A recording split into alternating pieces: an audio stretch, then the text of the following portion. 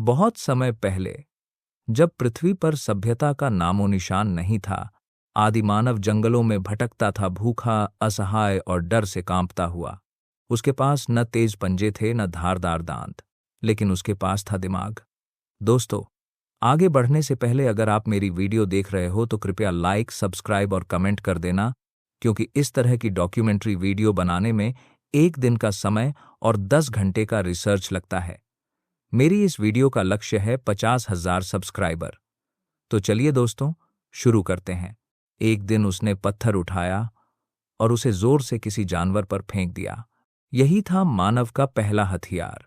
यहीं से शुरू हुई इंसान की यात्रा, बचाव से विनाश तक की। एक दिन पत्थर टकराए और चिंगारी निकली, आग। मानव ने डर को साध लिया। अब वह शिकारी नहीं, रक्षक बन चुका था।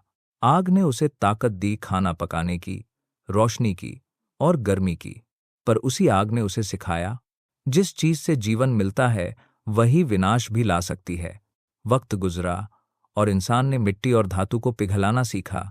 अब पत्थर की जगह लोहे ने ले ली। तलवारें, भाले, ढालें सभ्यताओं का प्रतीक बन गए। अब इंसान शिकारी नहीं रहा, वो अब शासक बन गया था। यही वो युग था जब ताकत की परिभाषा बदल गई। जिसके पास हथियार, उसी के पास हक। भारत, मिस्र, रोम, हर जगह युद्धों का दौर था। हर राजा अपनी सेना बढ़ाता, अपने हथियार मजबूत करता। युद्ध अब जमीन, सोने और गर्व के लिए लड़े जाने लगे। हथियार अब सिर्फ रक्षा का नहीं, सत्ता का प्रतीक बन गए थे। चीन में कुछ रसायनविद अमृता की दवा खोज रहे थे, पर गलती से उन्होंने खोज ली बारूद। धीरे धीरे बारूद दुनिया में फैला और बंदूकों ने तलवारों की जगह ले ली। अब इंसान दूरी से मार सकता था। पहली बार उसने बिना सामने आए मौत देना सीखा। औद्योगिक क्रांति आई और हथियारों ने नया रूप लिया। अब तलवारें नहीं, टैंक और मशीनगनें बनी। युद्ध अब महाद्वीपों तक फैल गया। इंसान अब अपने ही बनाए औजारों से डरने लगा था। 1945 एक बटन दबा और एक शहर मिट गया। हिरोशिमा और नागासाकी ने दिखा दिया कि अब इंसान खुद अपने विनाश का मालिक बन चुका है। परमाणु बम शक्ति की पराकाष्ठा और मानवता की हार। अब युद्ध मैदानों में नहीं, डेटा और कोड में लड़े जाते हैं। ड्रोन, मिसाइलें और कृत्रिम बुद्धिमत्ता। अब इंसान नहीं, मशीनें तय करती हैं कि कौन जिएगा और कौन मरेगा। पत्थर से लेकर परमाणु तक इंसान ने अपनी ताकत दिखाई, पर हर हथियार के साथ उसने अपनी इंसानियत खोई। आज सवाल वही है, क्या हम हथियारों को चला रहे हैं या वे हमें चला रहे हैं? हथियार सभ्यता की पहचान नहीं है, वे सिर्फ उसके डर की निशानी हैं। धरती पर हुए युद्धों से थककर अब इंसान की नज़र आसमान की ओर उठी। जहां कभी उसने चांद तक पहुंचने का सपना देखा था, अब वही जगह नए युद्ध क्षेत्र बन गई। उपग्रह अब सिर्फ संचार के लिए नहीं, बल्कि दुश्मन पर नजर रखने और हथियारों को नियंत्रित करने के लिए इस्तेमाल हो रहे हैं। अंतरिक्ष अब विज्ञान का नहीं, सैन्य ताकत का नया अखाड़ा बन चुका है।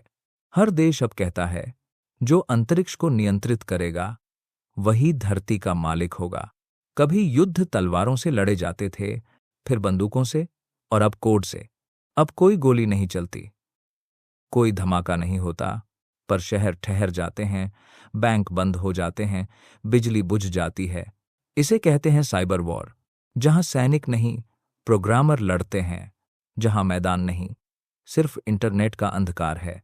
और सबसे डरावनी बात यह है, दुश्मन कौन है ये भी पता नहीं चलता।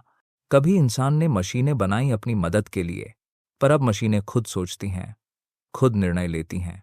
एआई हथियार अब यह तय कर सकते हैं कि कौन खतरा है। वे चेहरे पहचानते हैं, निशाना साधते हैं और बिना इंसानी आदेश के फायर कर सकते हैं।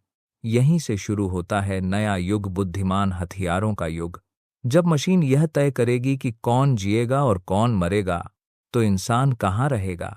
युद्ध अब सिर्फ बाहर नहीं, हमारे शरीर के अंदर भी लड़ा जा सकता है।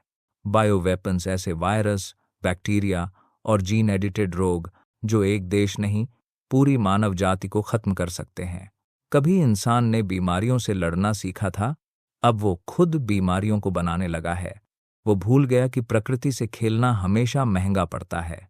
अब इंसान खुद मैदान में नहीं उतरता, वो अपने लिए मशीनें भेजता है, बिना थकान, बिना डर, बिना इंसानियत के योद्धा। ड्रोन हवा में, टैंक जमीन पर और समुद्र के नीचे रोबोटिक पनडुब्बियां। अब युद्ध लड़ाई नहीं रहा, वो सिस्टम बन गया है। हर देश अब एक दूसरे से नहीं, अपने ही बनाए एल्गोरिदम से प्रतिस्पर्धा कर रहा है। आज युद्ध कोई नैतिक लड़ाई नहीं, बल्कि एक व्यवसाय है, जहां एक देश हथियार बनाता है और दूसरा देश उन हथियारों से जलता है। जो देश कहता है हम शांति चाहते हैं, वही सबसे ज्यादा हथियार बेचता है।